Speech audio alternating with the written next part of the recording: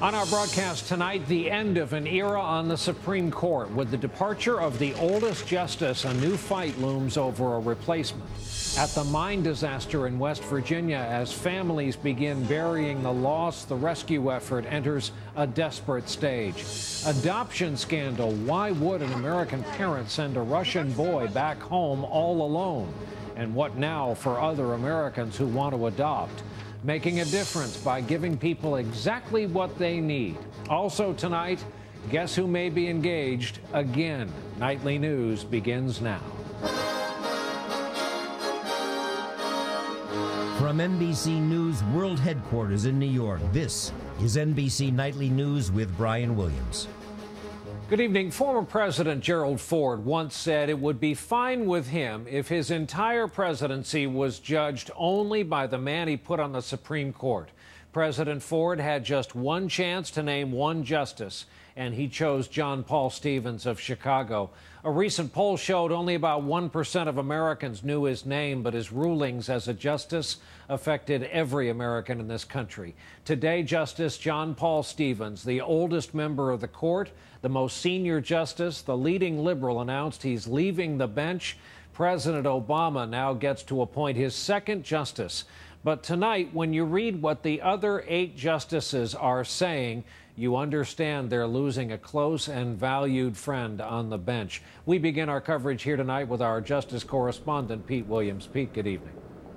Brian, good evening to you on a Winday Friday. About the only surprise in the timing of this announcement, 11 days before his 90th birthday. Justice Stevens has been signaling for weeks that this term of the court would probably be his last. John Paul Stevens will leave the Supreme Court after nearly 34 and a half years, the third longest service in the court's history. In a one-sentence letter addressed, "My dear Mr. President," Stevens said he'll step down at the end of the current term in late June.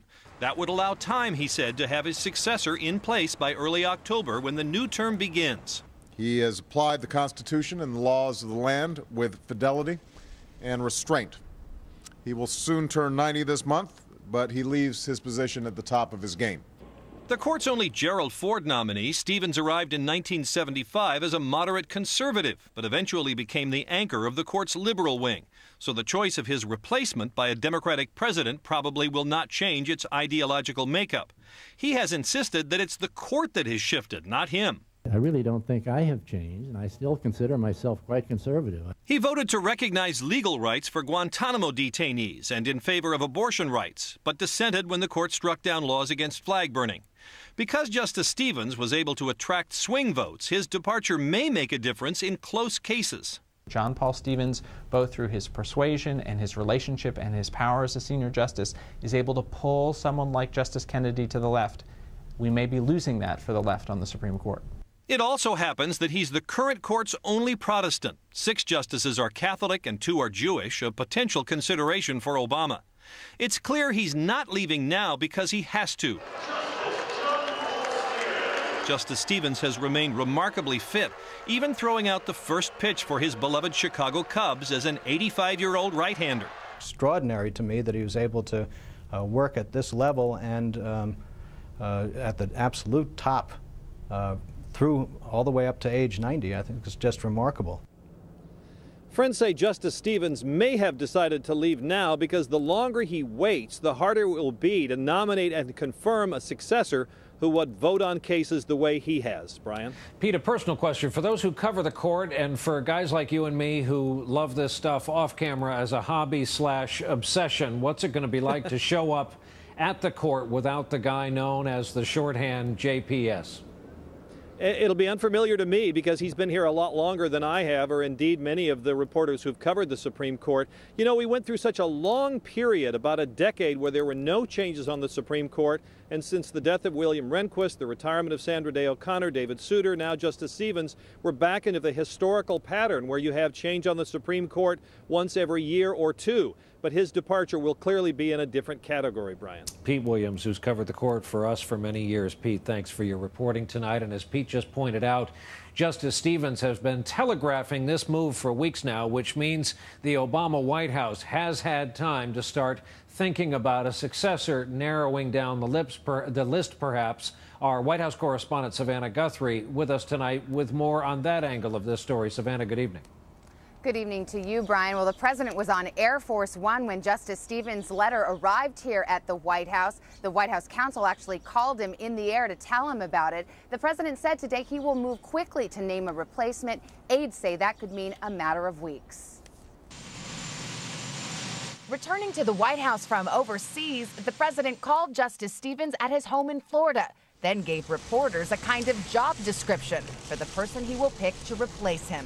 An independent mind, a record of excellence and integrity, a fierce dedication to the rule of law, and a keen understanding of how the law affects the daily lives of the American people. Senior officials say the president is also looking for a strong leader on the court to provide a counterbalance to its charismatic conservatives. Judge Sonia Sotomayor of the great state of New York. In the course of last year's nomination process, the president personally interviewed several people still on the short list now. Elena Kagan, the former Harvard Law School dean who is now Solicitor General. Federal Appeals Court Judge Diane Pamela Wood from Chicago. And Homeland Security Secretary Janet Napolitano, one of the president's cabinet favorites. The president is also looking at federal Judge Merrick Garland, who sits on Washington, D.C.'s Court of Appeals. With the stage set for a summer confirmation hearing, in Utah today, Republican Senator Orrin Hatch urged the president to pick a moderate. And if he will, he's going to go down in history as a better president. If he doesn't, there's going to be a whale of a fight. Supreme Court confirmation hearings have been notoriously divisive, and maybe again this time, on the heels of a bitter health care debate and in an election year. Just because you have a Democratic president replacing a more liberal justice doesn't mean that the process won't be contentious. I think that people on both ends of the spectrum will be pushing the president in the direction that they favor.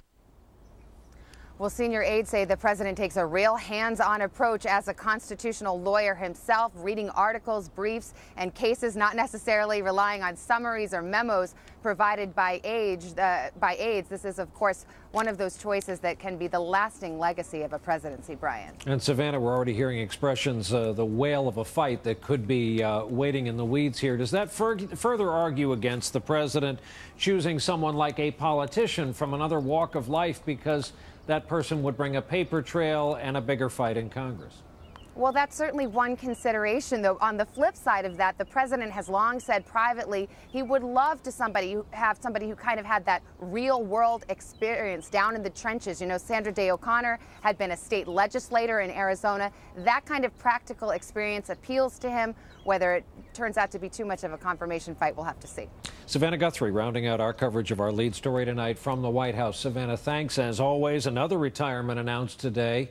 Democratic Congressman Bart Stupak of Michigan. He rallied fellow anti-abortion Democrats, you'll recall, to support President Obama's health care bill, delivering key support in the final hours of that debate. Anti-abortion groups abandoned him. He became a target of the Tea Party movement. But Stupak said today he was not being run out by the Tea Partiers. Democrats conceded tonight they will have a tough time holding on to that seat in November. The news from West Virginia is grim tonight. There's a very slim chance that any of those coal miners survive that explosion, and the chance of finding anyone alive at this point decreases by the hour and certainly by the day. Our team remains on duty in Neoma, West Virginia. We begin tonight with NBC's Tom Costello.